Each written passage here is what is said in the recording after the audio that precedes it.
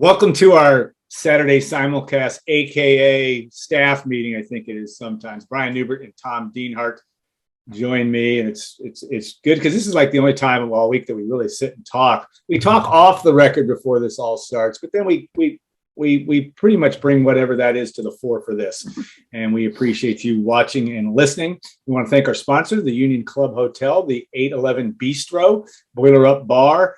And we appreciate their sponsorship and support of this endeavor. And it certainly is an endeavor from time to time. But Nelson Muntz joins us, and a.k.a. Brian Neubert. We appreciate that, too, the extra time from that. All right, the subject of the week, and I know there are some that we're all, it's an immersive topic, two of them, NIL, name, image, and likeness, obviously, and the transfer portal. But it's not going away. And Tom, you did a couple of really great stories this week and talked to a lot of folks, many of them off the record, with the exception of Brett Bielema.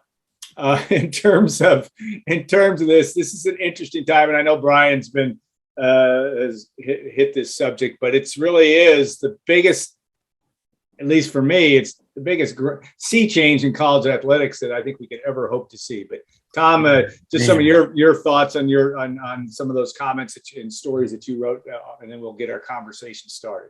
Yeah, just like you said, seems like we've been talking about this for 10 years already, doesn't it? Yeah. And well, rightly so. I mean, Brian, I know, has been very vocal about it, reporting on it and offering his viewpoints as well. And yeah, it's like you said, Alan, it's not going away, and it's got to be dealt with.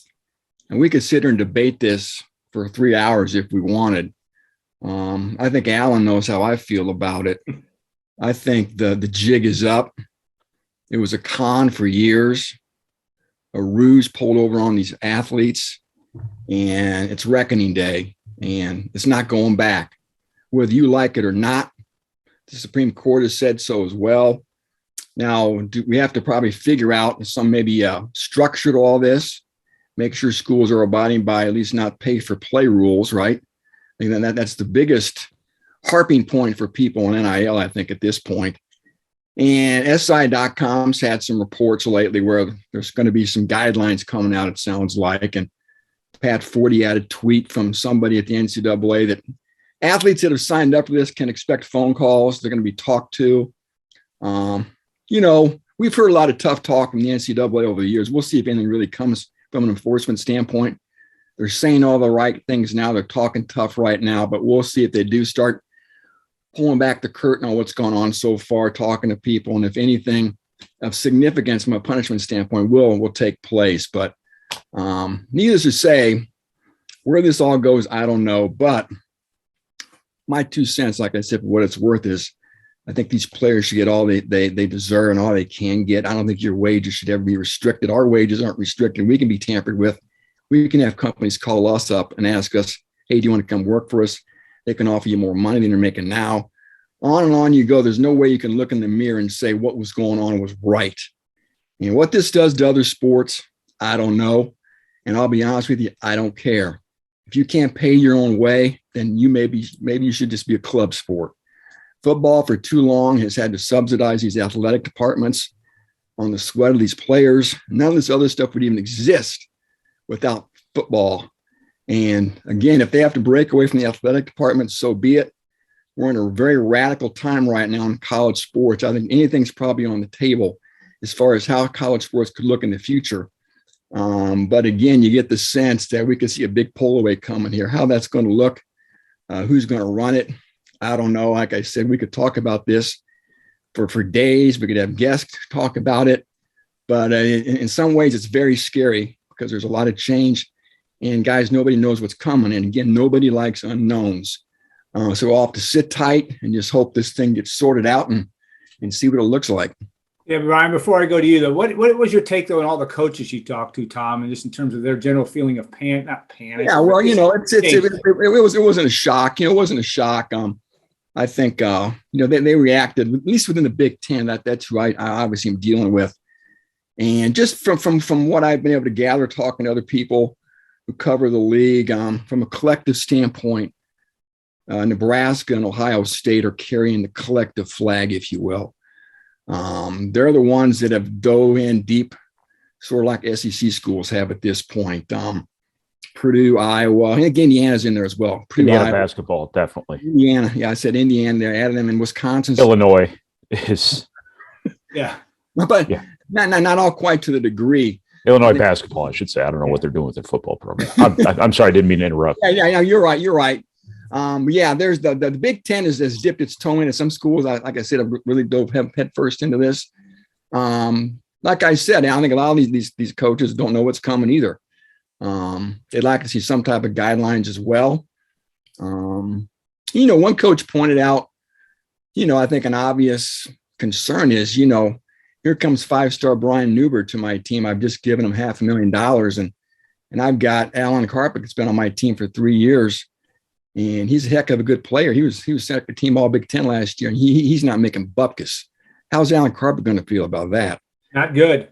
This kind of stuff goes on in the other workplaces too, right? Yeah. You walk down the hallway at State Farm, and you stick your head in every office. Everybody's making different salaries, right? You just got to get along, and there may be some petty jealousies. There may be envy, but you know what? Deal with it, or go get another job and try to make more money, right?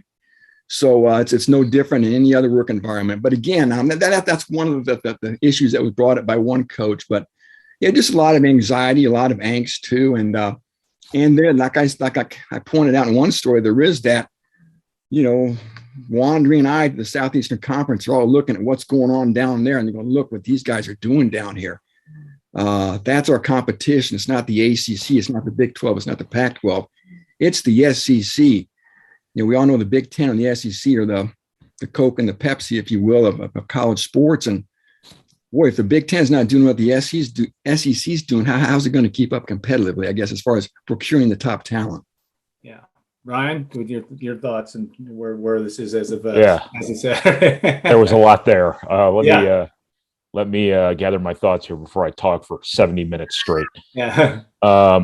You're never short of an opinion. I know that. That's why I like it. Yeah. What's getting complicated about this is people are making NIL out to be the boogeyman here, where it's not NIL on its own.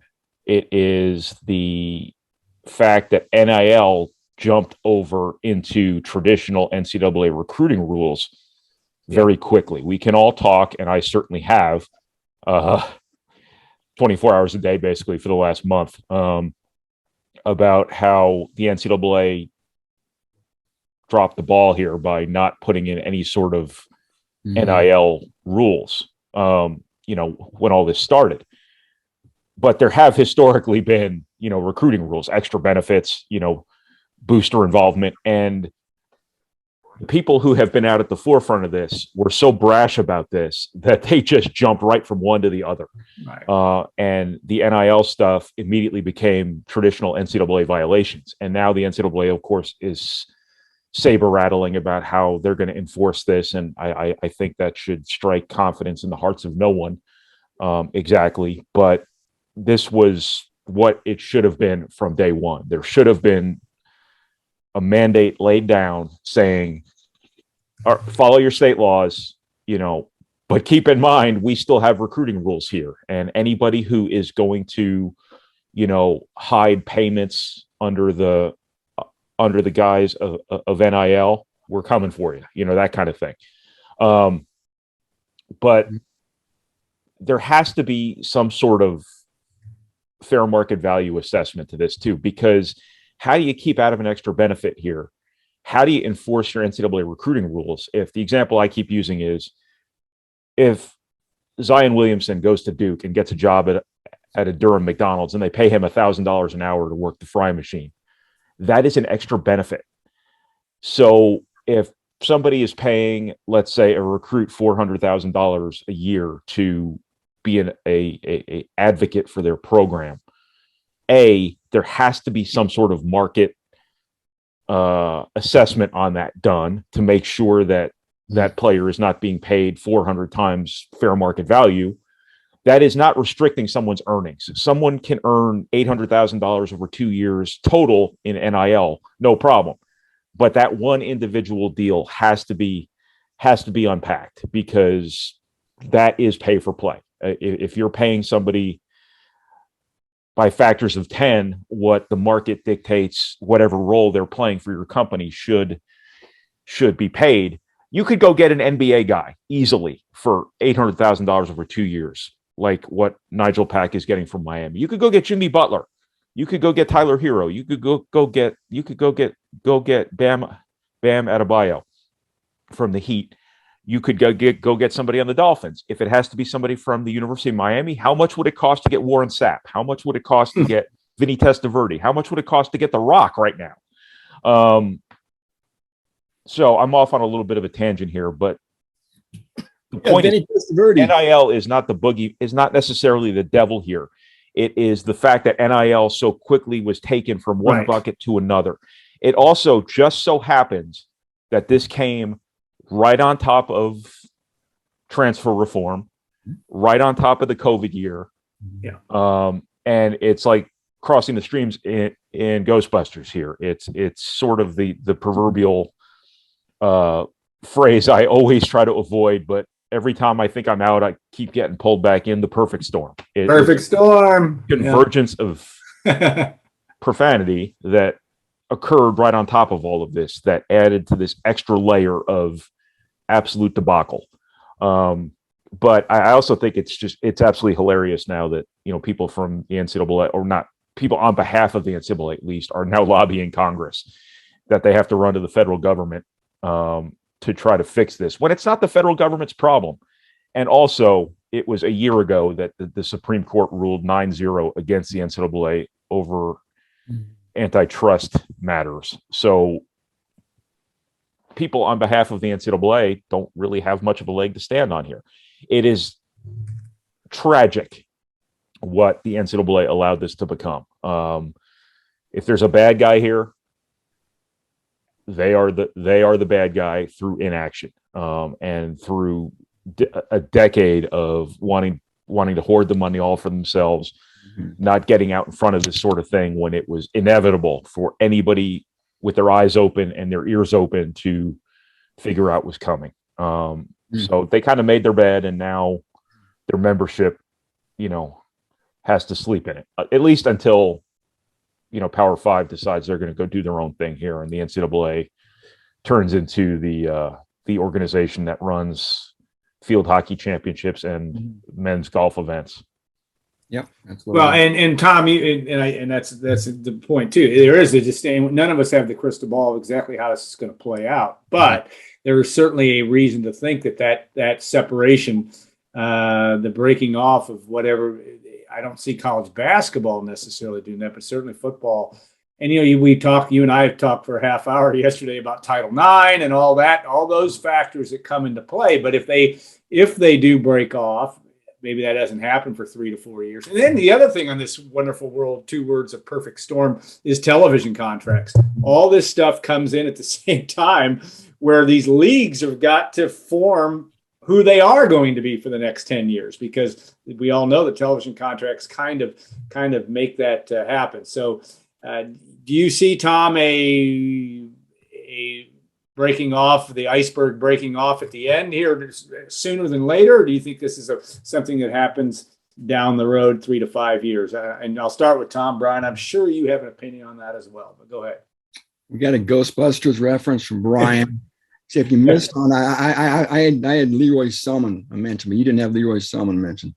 Yeah. I don't know who that is. Leroy Selman is?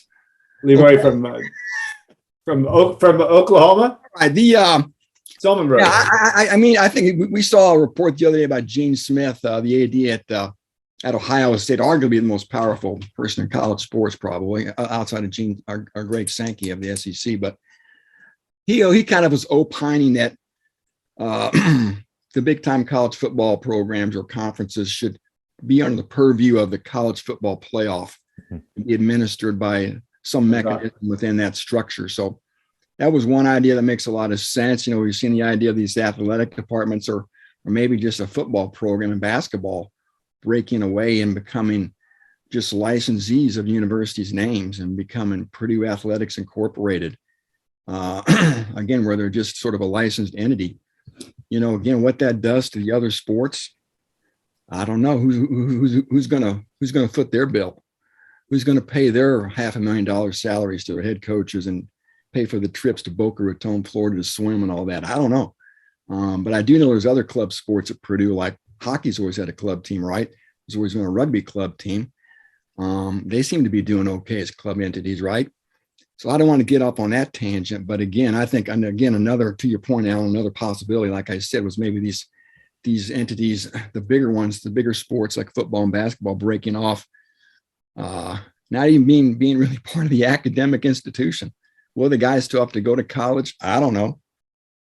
Sometimes I don't think guys should have to go to college if they don't want to. If they want to, that's fine. But why put up this charade and ruse? If there's always a handful of guys on all these rosters, let's not kid ourselves, that really have no interest in going to class or being in school. They just want to play football and try to get the NFL. And you know what? There's nothing wrong with that. It's no different than somebody wanting to be a musician. And they can go to college on a music scholarship to play the trombone and have their aspirations to go to Broadway. That's okay. But for some reason, if you want to study athletics, you can't do that. You're a jughead for some reason. I never quite understood that. But anyway, that's a debate for another day. But I think those are a couple possibilities that we could have as far as how college football in particular could maybe look or be run in the future. But more than anything, there needs to be some voice of reason. I always think back to the NFL, Pete Rozelle, somebody to unify everybody. He brought the AFL and the NFL together. And you know, there was a lot of kicking and screaming there by the NFL people. They wanted nothing to do with that league. They didn't want those Mickey Mouse franchises, and they didn't want to share revenue with these smaller markets. New York didn't want to share revenue with these smaller markets, some of these smaller markets. They could hoard all for themselves. But you know what? They all got on the same page, and they've all worked together. And that's one reason why in the NFL today, the Indianapolis Colts have as much of a chance to win a championship as the New York Giants or the Los Angeles Rams or the Dallas Cowboys, because they all work together to try to have some collective good of the all. And college football needs some type of, again, like I said, togetherness. Not everybody always worrying about how's this going to impact me? How's this going to impact my bottom line? I'm not giving this up.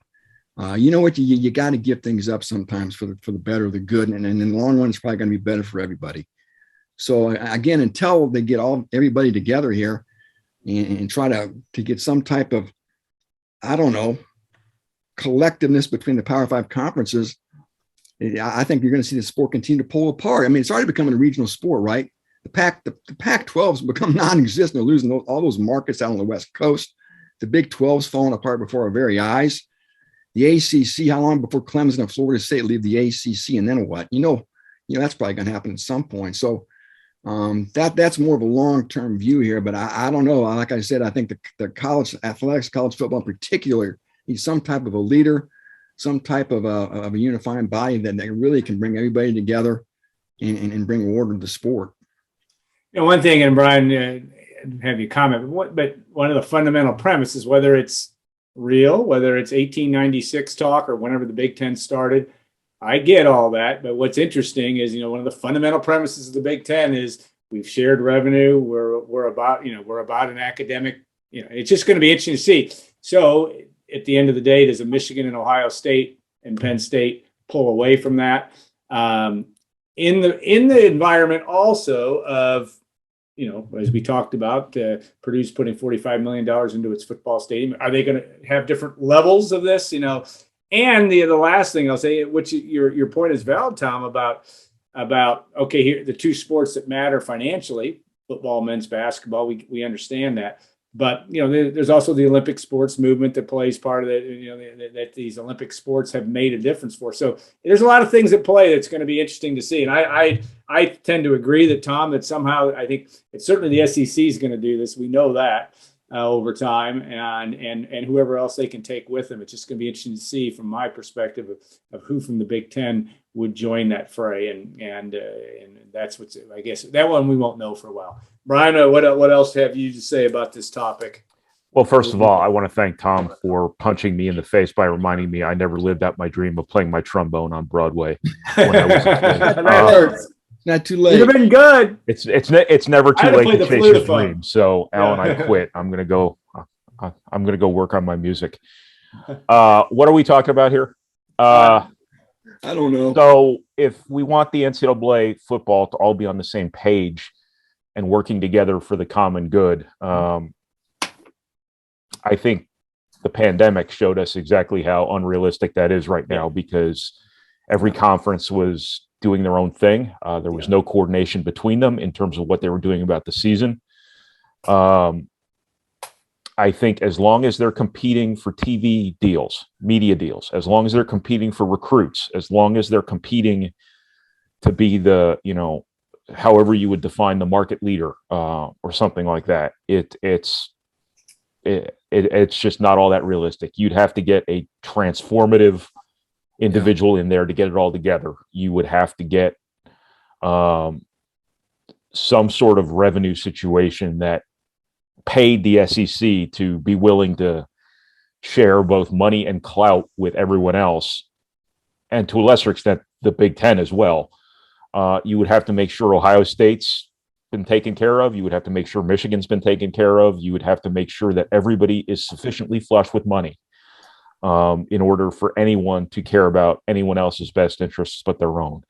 The Big Ten right now shares money, but that doesn't mean Ohio State doesn't have five times the war chest Purdue does, because you have so many other avenues of monetization. And the same thing for Michigan. That's why, the big ones have always eaten the little ones. There has never been any real,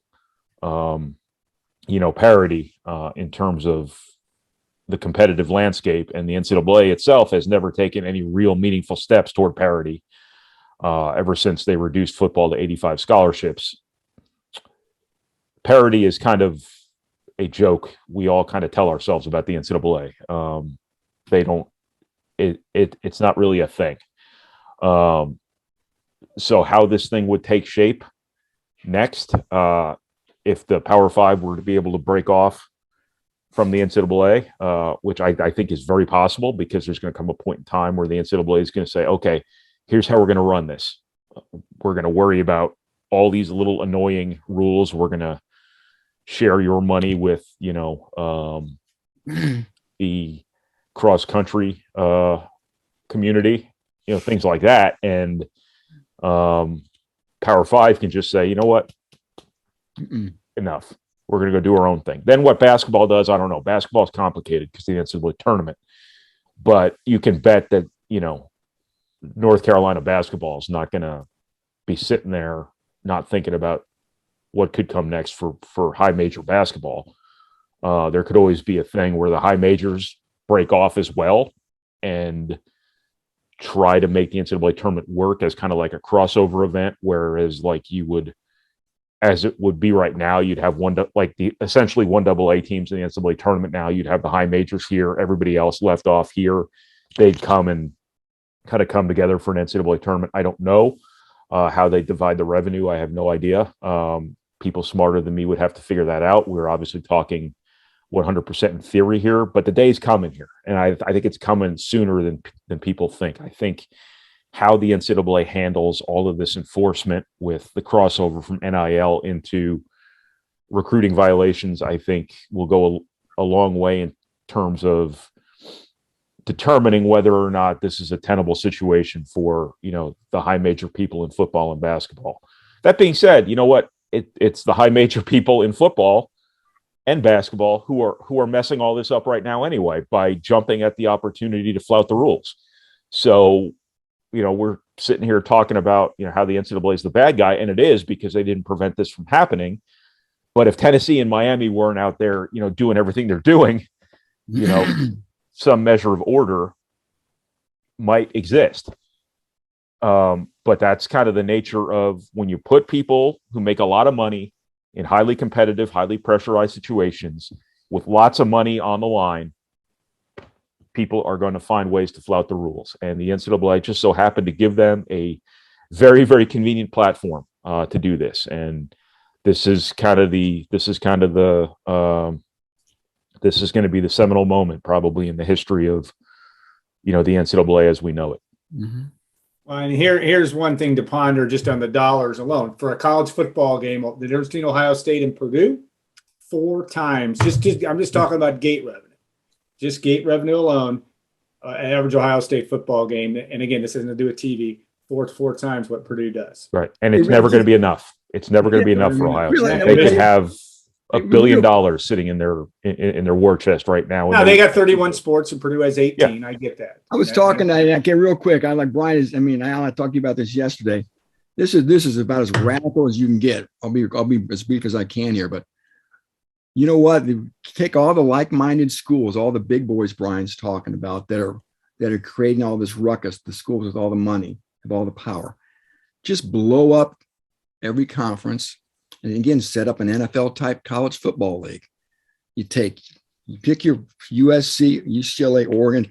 Just take 40 schools, divide them into divisions, play under one collective umbrella. All the like-minded schools with like-minded budgets. And again, 35, 40 schools, just like the NFL, have 2 conferences if you want to have divisions. How big would that TV contract be? Think about the NFL's TV contracts. How big if college football was set up like that, where you cherry picked the top 35 schools playing football, all the big boys with the giant budgets, they can all benefit each other. There's nobody sitting at the table that's not carrying their weight. You're just taking the big boys. And you got your league with 35 schools, conferences. You got playoffs just like the NFL, players getting paid. How much money would that be worth? Yeah. And then let the TV networks determine the schedule. Just like the NFL. Like, what's so complicated about this? I just don't get it. Everybody's trying to make, what about Mississippi State? What about Vanderbilt? You know what? What about Purdue? Maybe Purdue gets left out. Purdue gets left out. My point is, Brian just talked about that. You talked about the revenue discrepancy, Alan. I'm not saying those schools still can't play football. You're just not in that league. You can still have bowl games for those schools. You're not in that league, man. I don't know what else to tell you. It's just economically, doesn't it make sense? Instead of propping up schools that don't belong. Yeah, it does from a purely financial situation. That's what this is all about, isn't it? If it's truly that's not about the chemistry department, Alan. Yeah, it's not about the engineering school. We're not done. Nobody's talking about it. But it is, as we currently stands, whether it's smoke and mirrors or not, it is. They try to make you believe that, and whether that's true or not is. Purdue will try to make you believe it. And that ultimately is what they're going to have to decide. I'm not saying they're not going to do it. I think both you guys are likely correct at some level of pull away is going to happen. But if that term student athlete is still going to be, which it was been coined in 1953, not for all, for reasons to really deal with labor laws as much to do with a philosophy. That's what you're right. That if they're willing to shuck all that out the window, and I think that the power schools are maybe very willing to do that. That's what's going to be an interesting storyline to watch. Ryan, something I want to throw in here is, by the way, Purdue is still $100 million operating budget every year for an athletic department. It's not, if this cataclysmic moment ever comes where some teams go one way and everyone else goes the other way, I think Purdue's going to be on the right side of that line. Depends how big it is. Depending on how big the line is, but 64 absolutely, 48 probably, 32 boy, that's going to be tight. I also have a really hard time seeing conferences break up. I just threw it out there as a very radical. No, I get it. I have a hard time too. I just don't see the Big Ten doing it. But I may be done. Maybe why we should embrace. Well, I mean, I certainly think it's plausible. I certainly think it's plausible. It would also require Ohio State and Alabama to sit down and have an amicable conversation in which they both try to look at their own best interests and look for a mutual agreement. And cooperation in college football is. Boy, I don't know. You got 2 schools like-minded. All these you can pick about 5 schools in every conference that they're all the same, man. Think what we could do together. Think what we could do together. I'm sure that conversation. We don't need these other schools. They go, we don't. Why do we have these other schools with us? We don't need these guys. I'm sure that conversation's been had at many bars over the years, in hotels, at conference meetings, at NCAA meetings, at Nike events, whatever it might be. I'm sure that conversation's been had very privately many times over the years. And what the fascinating thing though is ultimately, even with licensing of names, Tom, and I'm not disputing because I think there's been a lot to talk about. Eventually, don't the presidents of these universities, which I know they've bought off on a lot of this stuff, but don't they have to fully buy into this stuff? And eventually somebody has to make a decision. If you're going to use somebody's name, somebody in the board of trustees of these schools, that's what it'll be. That's where, and I'm not saying it isn't going to happen. I'm just saying that's where it ultimately, I understand the presidents may have abdicated to the NCAA and didn't allow, and the NCAA didn't do what it was supposed to do. The presidents are the NCAA. Correct. But the NCAA still had to act in a form that the president certainly knew about. So, yeah, it's all of it is a lot of. That's fine. What good's leaving the Big Ten down the University of Chicago from a profile standpoint?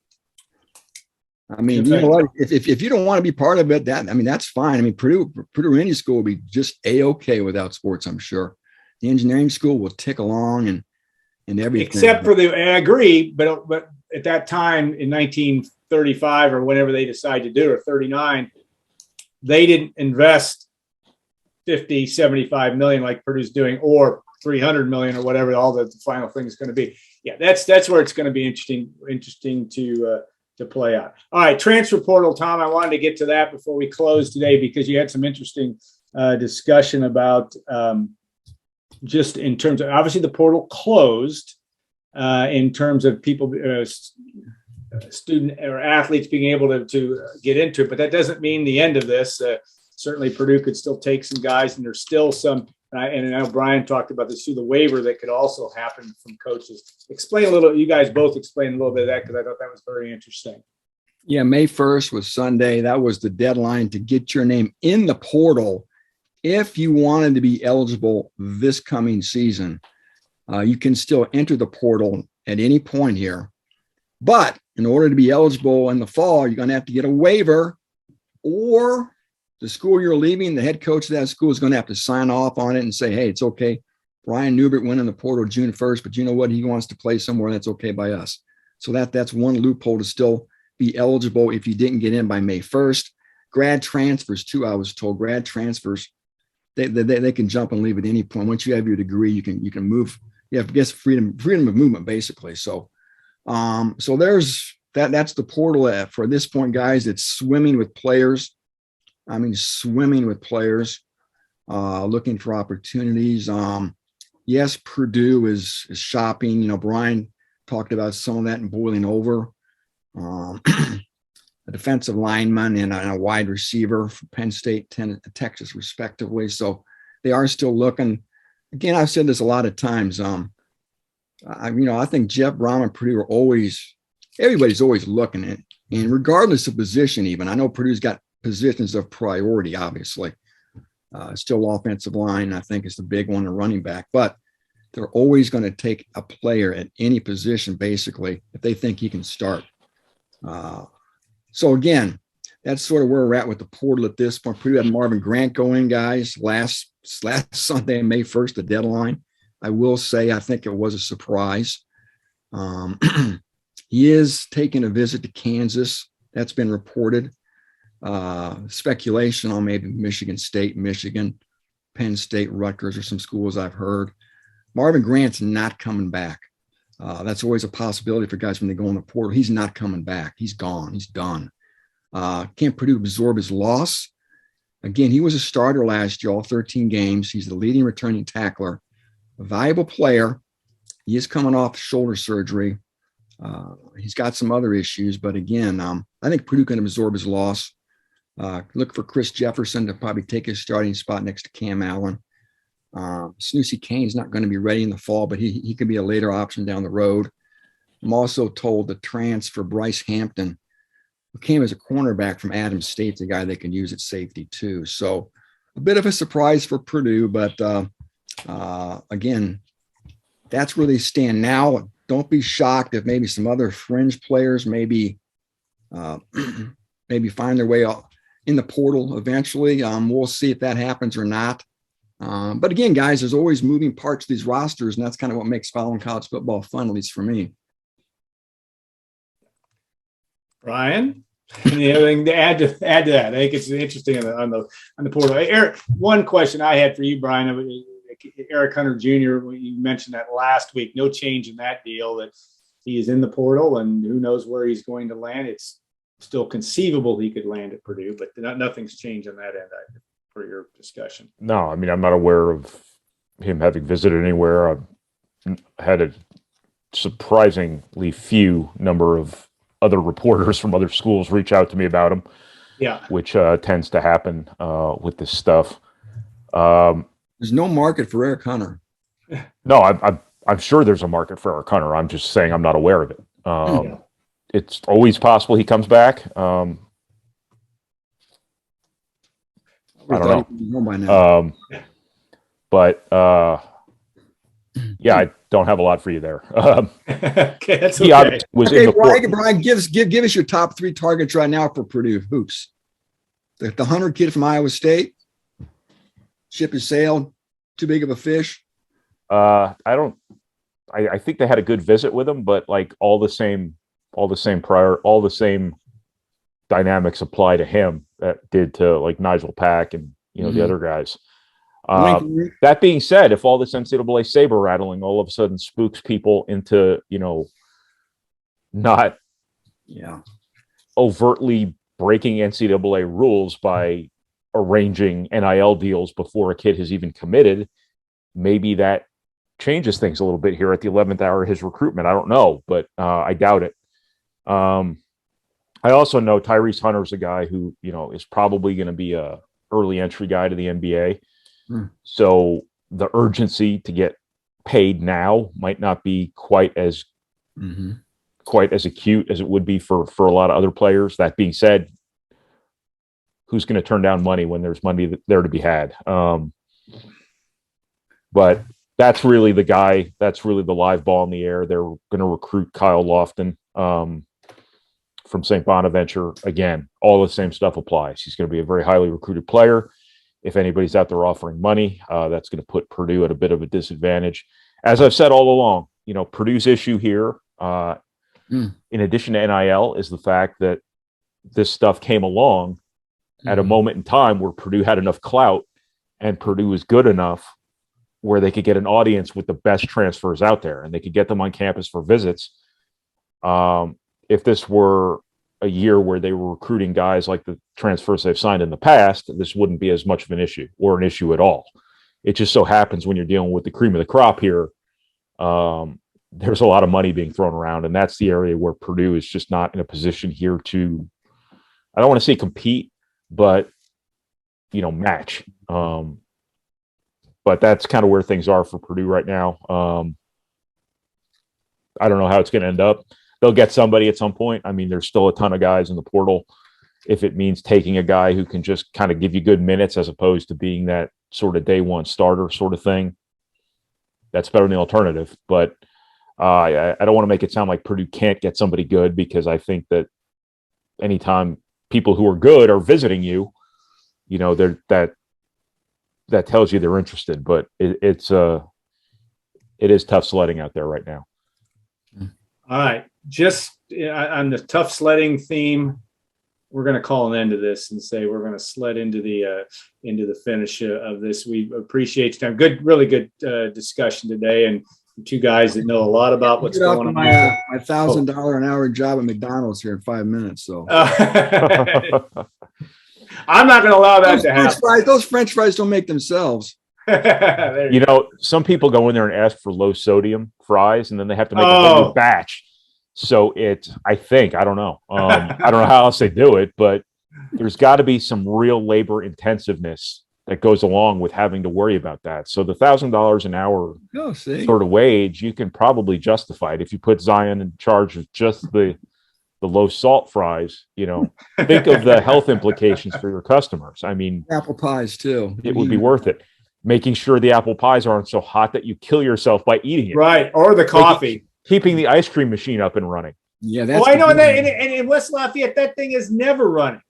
Because that's the only ice cream because with my NIL deal, that's the only ice cream I can afford. And we'll go there at 8:00. No, it's never running. No, I'm convinced that it's part of their business model to make sure that the ice cream machine is down half the time, because they probably don't make the same margins on the ice cream that they do on other things. Oh, I think you're right. Like on the Frappuccino. Like the people who come in just for like soda. That's like that would be you. Well, it used to be me. Used to be you, yes. They charge you $1 for like 5 cents of product. And I'm going to go ahead and guess that the ice cream, their margins probably aren't quite as favorable. So anytime you can't have people coming in just for ice cream. It's a scam. It is a scam. It's some tomfoolery going on. All right. Proof again that we got to keep a sense of humor, and don't ever turn this podcast, this Saturday simulcast off when I start to do my first close, because our best stuff is the last 3 minutes sometimes. So, all right, guys, have a great rest of the weekend. For our listeners and viewers, we appreciate you, and we hope you also have a great rest of your weekend. We'll look forward to next Mother's Day. Happy Mother's Day. Mother's Day, yes, absolutely. Happy Mother's Day to you all. We'll be back next week to hopefully discuss something logical. I think we will try to do our best to get that done when we talk to our next Saturday simulcast. All right, I want to thank our sponsor, the Union Club Hotel, the 811 Bistro, the Boiler Up Bar, and all the good folks at White Lodging that helped make that happen for us. We appreciate their business. All right, guys, have a great rest of the weekend. Thanks for watching and listening, and we'll see you next week on our next Saturday simulcast. How many moms do you think watch our show? None. Oh, no, that's not true. We have a huge women's audience. This Wait, we're still recording. Yeah, we are still recording. That's all right. Keep it going. This is the upload. But no, I just tried to trap you guys. A chance to remind the viewers that, hey, don't forget. Oh yeah, that's the way I take. Yeah. A chance to run out to Osco's. Public That was service. a great call. Because Public we got service lots. here. We got lots of moms. We got to make sure buy we that card or get All that. right. Don't buy your wives a big green egg or a bowling ball or fishing gear or Vacuum anything cleaner. like that. It's not going to fly, guys. All right. All right. See you. Shut this thing off. All right. Hey.